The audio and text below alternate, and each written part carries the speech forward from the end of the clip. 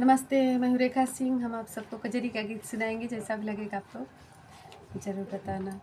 छोटकी ननदी के देते समझाई पिया, ना करे लड़ाई पिया ना। छोटकी ननदी के देते समझाई पिया, ना करे लड़ाई पिया ना।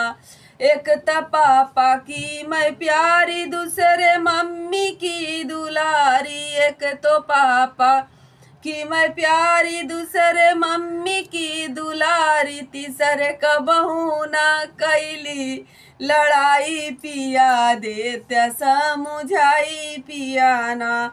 तीसरे कबहू ना कैली लड़ाई पिया, देते समझाई पिया ना। छोटकी ननदी के देते समझाई पिया, ना करें लड़ाई पिया ना। एक त चाचा की मैं प्यारी, दूसरे चाची की दुलारी। एक त चाचा कि मैं प्यारी, दूसरे चाची की दुलारी। तीसरे कबहू न कैली लड़ाई पिया, देते समझाई पिया ना।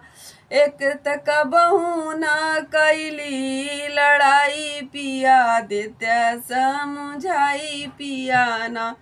छोटकी ननदी के देते समझाई पिया, ना करे लड़ाई पिया ना।